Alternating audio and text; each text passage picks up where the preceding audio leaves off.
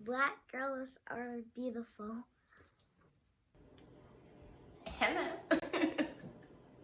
I'm Bean, Auntie Bean, for those of you who want to call me Auntie Bean, Sister Bean, Mama Bean, Bean works. I'm from the 206, I guess you could say. I'm a bit of a nomad. I've mostly been in 206, 425, 253 area code most of my life. I wasn't born here, but I'm from here. If you know, was born on the East Coast in West Virginia. Moved around a lot. I lived in Texas for 3 years. El Paso, it's not nothing like, Dallas or Houston, the spots that people hear about. It's desert, like barren land, just land close to Mexico's border. So I'm a mother. I don't put the kids to bed early for this, and it didn't work. What are all the things I love about myself? See, this one is like an easy and hard one for me because I feel like if I say too much, then it's like, oh, you're conceited. I never want to come off as conceited, but I am confident, and I'm really coming into the fact that I am a lot, and it's a good. I'm a lot of things. I'm a lot of things. I'm smart, a genius. If I wouldn't say rocket scientist, but I'm a genius. I'm emotionally intelligent. I love that about myself. I'm connected to my feelings. Oftentimes people are like, oh, you're a Cancer, you're a crybaby, man, your emotions. But that's what makes me me. That makes me able to connect to people, to understand people, to heal people, because I am connected to my emotions. I love that I love. I love love, and I love that I'm forgiving of others. Still working on forgiving myself. I love that I'm a mom. Like, that's a part of my identity. It's not the first thing about me, but it is a part of my identity. I love that I'm dramatic. I get that a lot, but I like that about myself. I'm animated, and those are the people that are like actresses and presidents and TV personalities, so it works for me. I love that I'm gorgeous. I feel like even on my bad days, I'm still a 10. I love that I can put myself together real quick because this came together real quick. I love that I look at life differently. I love that I can find gratitude in the small things. I love that I like to eat. That's not something for everybody, but I enjoy food and I will eat. Tacos come usually from a taco truck instead of 4. I get like 6 and I eat all 6 because it's good.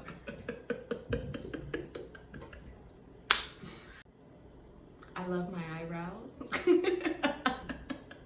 I love my smile. I love my laugh. I really can keep going all day, but I'll just stop. I feel like you get a gist. I don't know if it's my earliest memory, but it's one that sticks with me heavy. It's one that has had the most impact on my journey. I remember my grandma would compare me and one of my other sisters to one of my sisters whose dad is Creole. So her hair was a softer texture, it grew faster, it was longer. And we had relaxers slapped in our hair and she didn't. It was this thing where we were constantly compared to her. But in looking back and thinking about it, we literally, I feel like we all had the same hair and we all look the same. And looking at them now, I remember this one time I was 16, not pregnant, but after pregnancy. And I reconnected with my grandma and she just commented on how thin I was and that my sisters had curves and all these things. So being compared to my sisters as to what the standard of beauty is.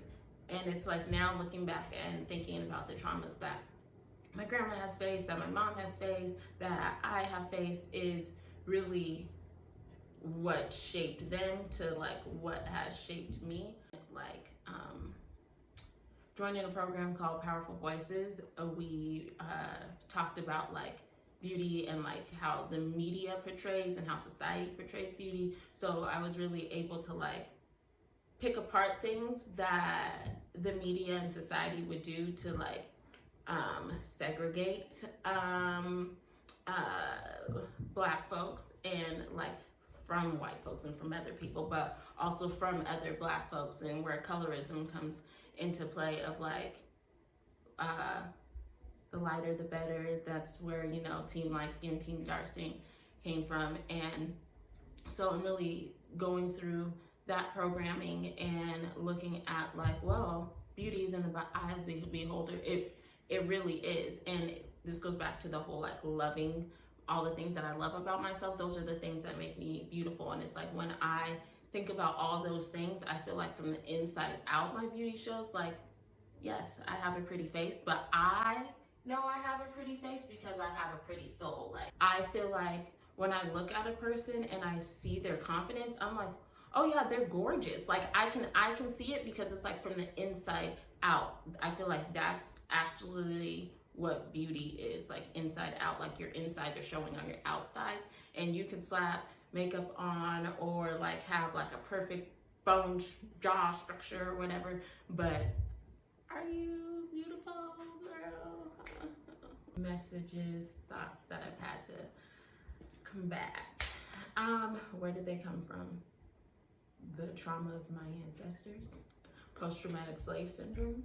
It's in my DNA. Honestly, that's where the root of it is. I mean, we can get into that, but fast forward a bit, the home I was brought up in, the relationships I chose to have, struggles, life can do that to you. The itty bitty shitty committee, like I said before, like the internalized depression, hearing things for so long, you start to believe those things. And so in and trying to be like, okay, well, I know like I'm not all bad, or, you know, I am beautiful, or just like trying to be positive Polly, it's hard, and it doesn't happen overnight, and it's never going to be 100% all the time. Like most recently, I've had to do a lot of processing of like the thoughts, the specific thoughts that I've been having.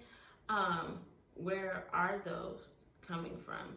And in my head, if I can figure out where they're coming from, I can be like, okay, so this is why I'm doing this. Now let's create a plan to do something else. I think the like root of that though is fear. Like, there's a quote, I can't even quote it, so I'm not even gonna try. But being like, we're actually not afraid that we can't do the thing or that we're not good enough, but that we are, and actually we're beyond that. Like that amount of potential is scary to me, at least, because that's not something that I can imagine. Like I know like all the greatness that well, apparently not, because I'm so much more, but all the great things that I think and I feel about myself, I'm like, okay, great. But the fact that I know that there's more out there for me, it's like, well, how does it get better? And like, what does that look like? Like, it's the fear of the unknown. Like, I haven't been there yet. So it's like, I don't know. And I don't know what things like come with that. Is that going to change me? Especially the part that I said before of like forgiving yourself. It's hard because you do know that you are meant for more, but you don't know what that means. And is your past going to come with you? Like everything you worked so hard to like grow, escape, whatever, combat over here, is that going to come with you? And if you've made it here and those things are following, does that mean you're going to lose it all? I think it's the fear of like, it literally is the unknown. Like you just don't know until you're there. And that's scary. I'm a mother.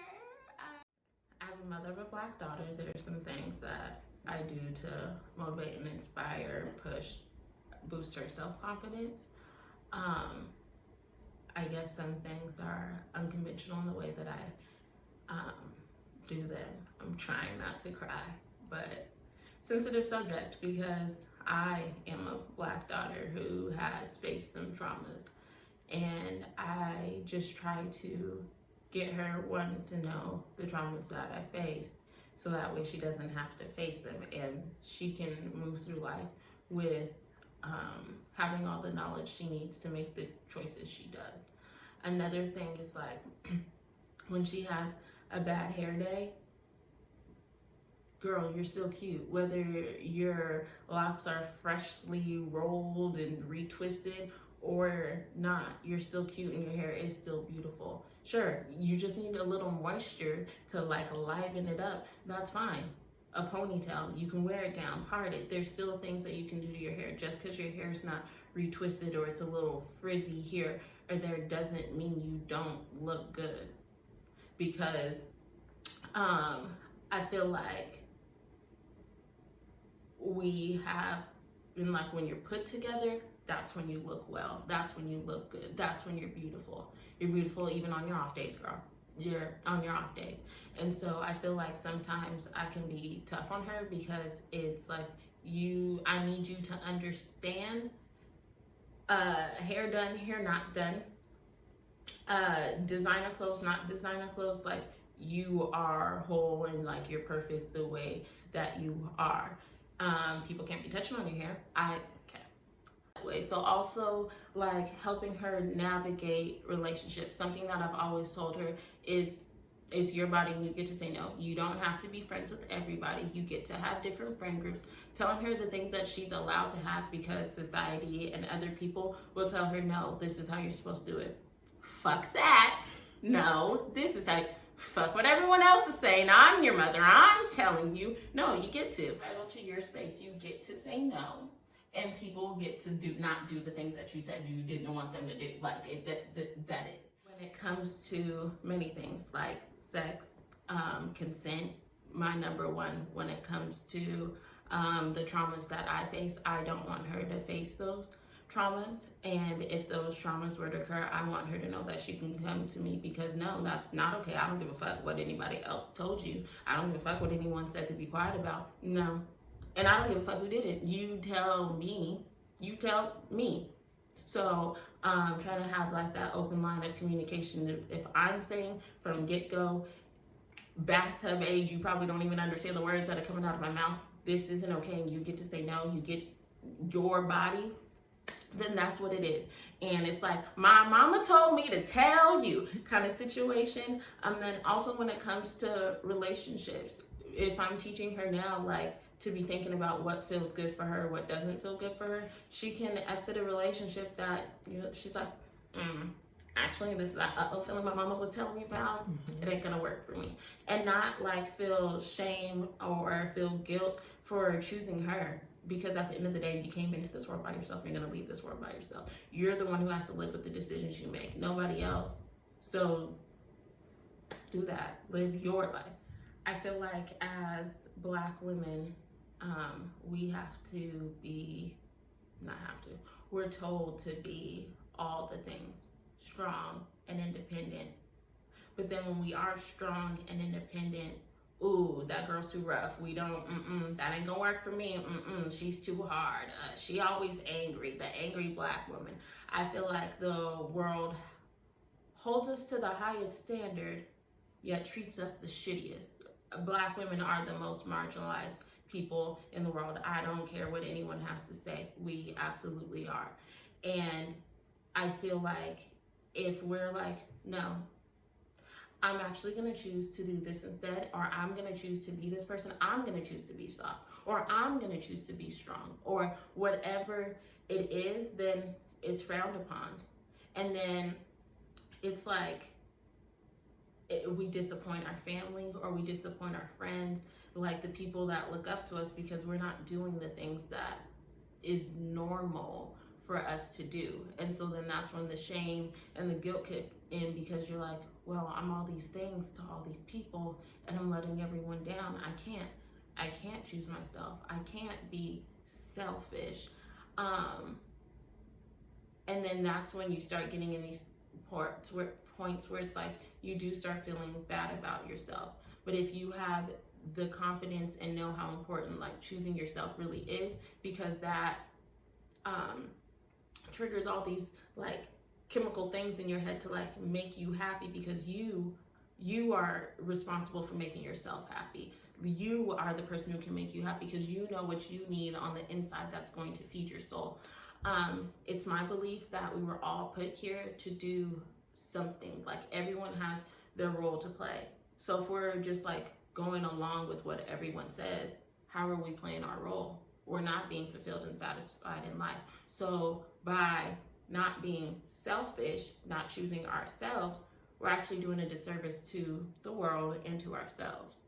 Advice to build the confidence in your beauty. Um, I can just say what I did. I feel like everyone has their take on like what you can do to feel beautiful, and different things work for different people. So I can't just be like, go do this, this will work. I can just tell you what has worked for me. Quotes, devotionals, affirmations. I have an affirmations list written up, and I just did a notebook paper. It has like 32 lines, and I told myself I'm going to fill up all for 32 lines. At first I skipped lines, and then I was like, this is half the paper. Fill it in.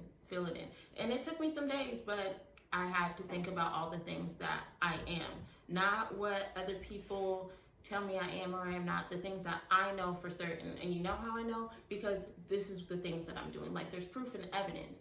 Like I feel like when people are like, I am bold, and you think of like bold and you just see, you think of like superhero or something, but just doing things that are out of your normal, that makes you bold. So you are bold. It's not always about the big, extravagant, like things that everyone can see. It's about like the little changes that make the big changes. So I post that up when I'm feeling down, because it's not like there's days when I don't feel beautiful. Like don't get me wrong, those days I have my down moments, and I'm like, oh, today I'm a 7 instead of a 10. I go to my affirmations list. I have quotes printed on my, well, I laminated them, but printed on my bathroom mirror because I'm looking at those every day. I also have mirrors up, and I took like a solid year of like looking at myself in the mirror every day, and the things that I didn't like about myself, be like, I like it, I love it, yes, this looks like you know how to eat, this looks like you are taking care of your body, this is what this looks like. Even though I'm not gonna lie, at first like I didn't believe the things, but it's like the same thing with like internalized depression. It's like you keep hearing the negative thoughts about you over and over and over and over again. So in my head, if I just tell myself the good things over and over and over again, then that's what I'm gonna internalize. So and it's worked for me, because now the things that I see about my body that I once hated, I'm now like, yes, actually I could put on a few more pounds. I wouldn't even be mad. I'm trying to be warm for the winter. Another thing is journal. I feel like writing my feelings and my thoughts out, or even sometimes I'll record my thoughts when they come to me and just like get them off. Sometimes I'm talking to God, sometimes I'm talking to myself, just to like get it out there. Another thing that I do is I'll post videos on Snapchat or Instagram, because I know I'm not alone. There's billions of people in this world. I'm not alone. And just like the one person that responds to it reminds me that I'm not alone, which is a thing that for me is like affirming, to be like, okay, girl, you're not crazy. You're not making this stuff up. Like other people feel this way. Yeah, I take pictures. To feel beautiful. I'll create backgrounds and things. Yes, I paint sometimes. When I am feeling insecure about myself or my body, I tend to paint bodies, because in art, like there isn't like a perfect, and bodies aren't perfect. And when I look back at my art, I'm like, okay, sure, the arms aren't even or the legs aren't even, but that's that's life, that's the way it is, and that's art, and that's beautiful. So then I can look at myself as art, and I'm beautiful because I've created this thing, and I was created, so it ain't over. It ain't over. I'm still glowing and growing. It never stops. Growth is infinite. It's it's the circle of life. It just like trees, they continue to grow. They're like hundreds and hundreds of years old, and they're still growing. New branches and leaves die and fall off, and then it like grows back again. It's the same thing. You have like all of these stages, and then the seasons change, and then the seasons change, and the seasons change, and you continue to grow and have regrowth, and it doesn't stop. No one's perfect, which is why it's like I want more, I'm meant for more, because it doesn't stop. There isn't a stopping point. Yeah. Black girls are beautiful.